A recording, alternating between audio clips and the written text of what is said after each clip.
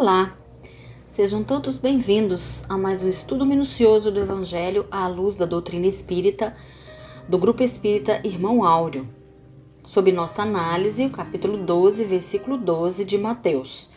Ora, quanto mais vale um homem do que uma ovelha, portanto, é lícito fazer o bem no sábado. As palavras e expressões que destacaremos do versículo para nosso estudo é fazer o bem. A passagem sob a análise é a cura do homem com a mão atrofiada. Essa passagem segue-se àquela onde Jesus envolve-se em um embate teológico com um grupo de fariseus que censurou o comportamento dos discípulos com o objetivo de criar uma situação delicada do ponto de vista jurídico. Os fariseus eram doutores da lei e tinham conhecimento da lei que regulava o cotidiano das pessoas. O Império Romano, embora cobrasse impostos, não se miscuía nessas questões particulares ou nessas questões sociais. Lembremos que o Evangelho nos torna livres para amar. Portanto, saindo da discussão nesse nível teológico, Jesus, nessa nova perícope, se propõe a curar um homem que tinha uma das mãos mirradas ou atrofiada, e nós já sabemos aqui, pelos estudos que fizemos até agora, que se tratava da mão direita. Novamente, os fariseus, diante da postura de Jesus de fazer essa cura em um sábado, questionam a Jesus, que seria desrespeito à lei de Deus, segundo o casuísmo adotado pelos mesmos. Mais uma vez, Jesus posiciona-se firmemente, utilizando-se dessa cura como um recurso didático-pedagógico para ensinar algo superior, dizendo que aquele grupo de fariseus sofria de uma atrofia do coração. Todo ser humano que lança mão da cultura do mundo, da erudição do mundo para humilhar, perseguir, censurar, excluir e segregar um irmão com menos cultura, pode ter cérebro e intelectualidade, mas o sentimento é mirrado. Este o cerne dessa passagem. Mas o que seria um coração atrofiado? Vimos no livro Renúncia Alcione interferindo para impedir o castigo que estava sendo aplicado a um cachorro indisciplinado, o lobo. Alcione lembra que Jesus foi crucificado entre dois ladrões. Essa passagem vem nos mostrar que quando o senso ético é apurado, mas a misericórdia não se manifesta, nós temos uma das mãos ou uma das potências da nossa alma atrofiada. Quando identificamos os defeitos de outrem, mas não utilizamos de misericórdia para abraçar e reerguer, estamos com um problema. No versículo sob análise, neste momento, Jesus continua dizendo: ora, quanto mais vale um homem do que uma ovelha, portanto, é lícito fazer o bem no sábado. Então, utilizando-se mais uma vez da técnica do Calvas-Homer, Jesus vai dizer que se é lícito a um pastor salvar a uma ovelha, não seria lícito ao Messias prometido salvar uma alma? Leia-se nas entrelinhas, vocês não enxergam isso, porque o coração está mirrado, atrofiado. É lícito fazer o bem todos os dias e em todas as circunstâncias para quem quer que seja, sem peias ou grilhões, pois o bem não se submete a convenções, é simplesmente o bem. Na parábola do bom samaritano, Jesus diz que aquele que estava caído à beira da estrada estava desmaiado e nu. Essa é uma estratégia para tornar impossível se identificar-se qual era a sua procedência, se era rico ou pobre. Estando desmaiado, sem poder comunicar-se verbalmente, dificulta a identificação pelo sotaque. E sem roupas, não se identifica a sua condição social pelo traje, tornando-se apenas um ser humano. Olha a sabedoria de Jesus ao nos contar essa parábola. Tirada a casca, resta um ser humano com as suas necessidades profundas. O entendimento de Jesus sobre o que é lícito ou não é incompatível com o entendimento do farisaísmo sobre o que é lícito ou não. O padrão de pureza para Jesus era muito alto. O padrão de pureza para os fariseus era baseado em seguir convenções litúrgicas e sociais. Padrão de pureza para Jesus tem a ver com a casa mental e os pensamentos que lhe imperam. Sondar o pensamento para auferir de sua pureza ou não. Nós somente conhecemos nossos próprios pensamentos Então, só posso estabelecer critérios quando exerço julgamento íntimo. Vejamos nesse sentido a questão 630 de O Livro dos Espíritos. Como se pode distinguir o bem do mal? Ou seja, como saber se um pensamento meu é puro ou impuro, lícito ou ilícito? Resposta dos Espíritos. O bem é tudo que é conforme à lei de Deus. O mal, tudo que lhe é contrário. Assim, fazer o bem é proceder de acordo com a lei de Deus. Fazer o mal é infringi-la. Ocorre-nos então perguntar: o que é a lei de Deus? Onde está gravada a lei de Deus? Na consciência. Ninguém penetra o mundo consciencial do outro. É assim, a lei de Deus é o conteúdo.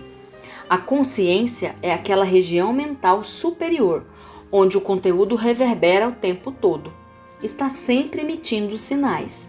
Quando eu não ajo com consciência, não é porque ela não emitiu sinais, mas porque eu não a ouvi.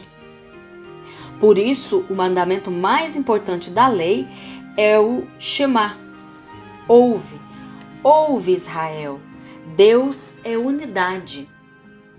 No idioma hebraico, o tetagrama utilizado para designar a palavra Deus é impronunciável. Para referir-se a Deus, os hebreus utilizam-se então de expressões tanto no masculino como no feminino, tais como Elohim e El Shaddai, que são expressões no masculino, e Adonai, que é Senhor também, mais substantivo no feminino. Um e outro em harmonia. Deus é energia do pai e colo de mãe. Ouve que Deus é unidade. É ética, mas também misericórdia. Tudo está contido nele. Quando não conseguimos enxergar o lado bom de alguém, essa é uma inibição da nossa visão espiritual. Não ouvir a voz de nossa consciência é uma inibição do espírito.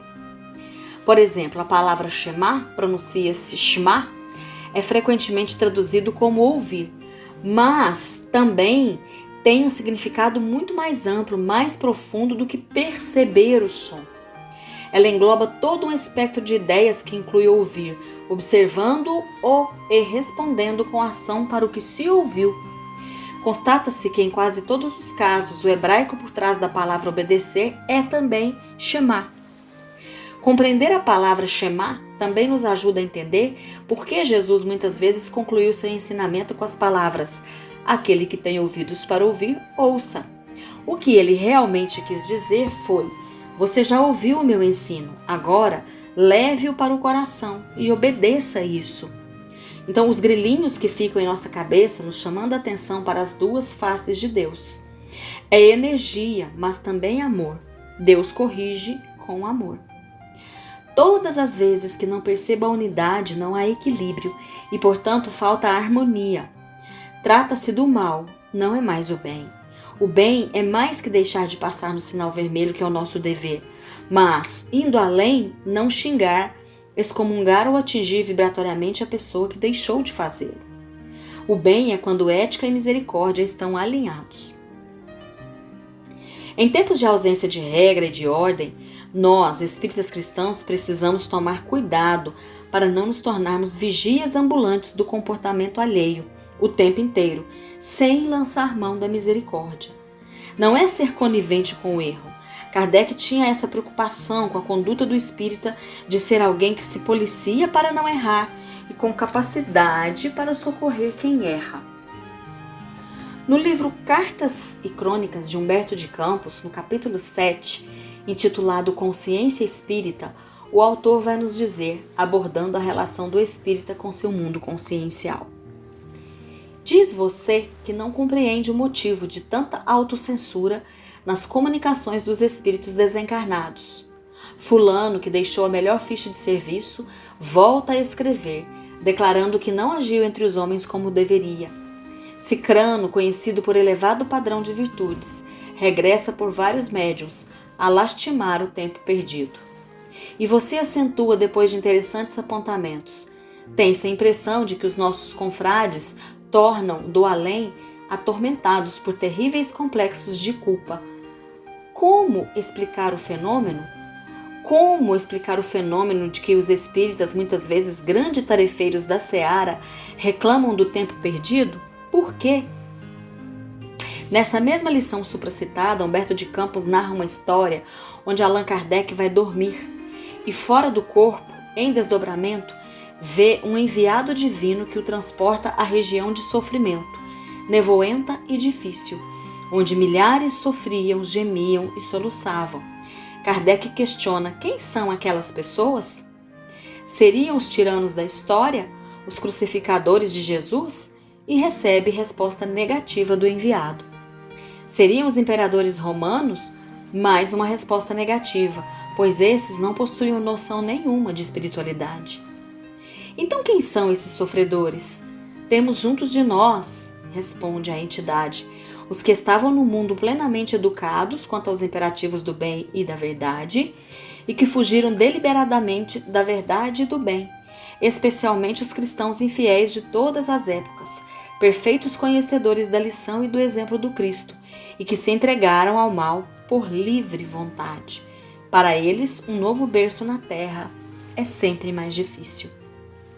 Então são os cristãos de vida reta, julgadores da conduta alheia, invigilantes no pensamento, lançando dardos venenosos na direção dos irmãos. É preciso ter cuidado com esse tipo de conduta. Kardec, então, ao regressar ao corpo, levantou-se e escreveu a pergunta 642 de O Livro dos Espíritos, que está assim redigida. Para agradar a Deus e assegurar sua posição futura, bastará que o homem não pratique o mal? Resposta incisiva dos Espíritos: não. Cumpre-lhe fazer o bem no limite de suas forças, porquanto responderá por todo o mal que haja resultado de não haver praticado o bem.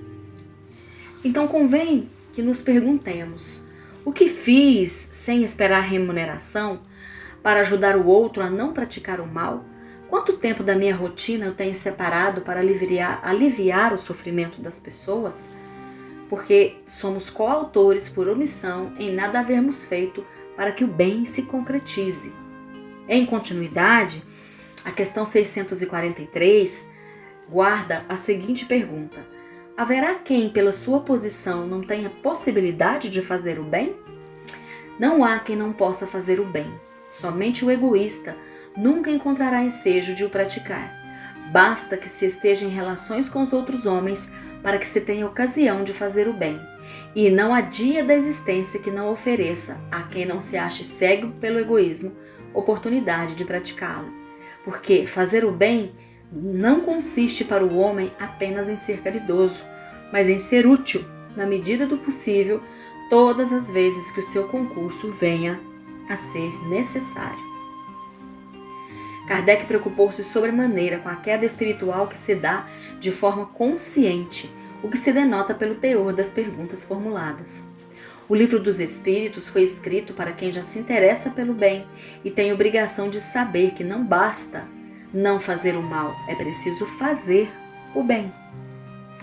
A vida e seu movimento constante nos dá o ensejo, a ocasião de fazer o bem.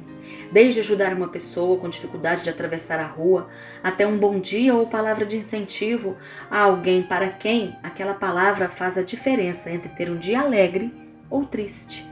Bolhas de felicidade são ilusão. Na conclusão de O Livro dos Espíritos, item 10, Santo Agostinho vai nos dizer: aliás, que importam algumas dissidências, mais de forma que de fundo, notai que os princípios fundamentais são os mesmos por toda parte e vos hão de unir num pensamento comum, o amor de Deus e a prática do bem. Quaisquer que se suponham ser o modo de progressão ou as condições normais da existência futura, o objetivo é um só: fazer o bem. Ora, não há duas maneiras de fazê-lo.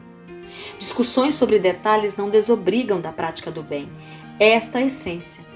No livro Céu e Inferno, no capítulo Código Penal da Vida Futura, temos, lá no artigo 6º, o bem e o mal que se faz são o produto das boas e das más qualidades que se possui. Se toda imperfeição é uma fonte de sofrimento, o espírito deve sofrer não só por todo o mal que fez, mas por todo o bem que poderia ter feito e não fez durante a sua vida terrestre. Os espíritos que sofrem no mundo espiritual após o desencarne são os que fizeram o mal, os que deixaram de fazer o bem, e os que não fizeram o mal, mas também não fizeram o bem, em cima do muro, também não pode. Precisamos ser aqueles que fogem do mal e correm atrás de fazer o bem. Já no artigo 17 do Código Penal da Vida Futura, nós vamos ver que a reparação consiste em fazer bem àquele a quem se fez mal. Quem não repara suas faltas nesta vida por impotência ou má vontade, encontrar-se-á numa existência ulterior em contato com as mesmas pessoas que tiveram queixas dele, e em condições escolhidas por ele mesmo, de maneira a poder provar-lhes sua dedicação e fazer-lhes tanto bem quanto lhes fez mal. Finalizando, recorramos à história de Célia Lúcius no livro 50 anos depois, quando esta, vivendo em uma comunidade religiosa por muitos anos, passando-se por irmão Marinho, ao receber a visita do pai, mantém sua identidade em segredo, e o pai, passando alguns dias com ela, ouve da própria Célia, ali na condição de irmão Marinho, a seguinte história. Um dia, explicou com um sorriso infantil, observamos que os cabritos mais idosos gostavam de perseguir os cordeirinhos mansos e pequeninos. Então, as crianças da escola, recordando que Jesus tudo obtinha pela brandura do ensinamento, resolveram auxiliar-me na criação das ovelhas e das cabras e sugeriram a criação de um único redil para que cabritos e cordeirinhos convivessem em um só lugar, construindo para isso um só redil. Ainda pequenos, uns e outros, filhos de mães diferentes, eram reunidos em todos os lugares e, com o amparo dos meninos, levados às nossas preces e aulas ao ar livre. As crianças sempre acreditaram que as lições de Jesus deviam sensibilizar os próprios animais, e eu as tenho deixado alimentar essa convicção encantadora e suave. O resultado foi que os cabritos brigões desapareceram. Desde então, o redil foi um ninho de harmonia, crescendo juntos, comendo a mesma relva e sentindo sempre a mesma companhia. Uns e outros eliminaram as instintivas aversões. Ora, essa foi a ideia de Jesus no projeto Brasil, Coração do Mundo, Pátria do Evangelho. Criar um redil único para que bons e maus convivam e aprendam a se perdoar e a se amar. Convicção e doçura das crianças em nosso coração, ainda quando adultos, nos tornará capazes de regenerar relacionamentos e sentimentos, eliminando aversões e antipatias e construindo laços de amor. Muito obrigada a todos e fiquem com Deus.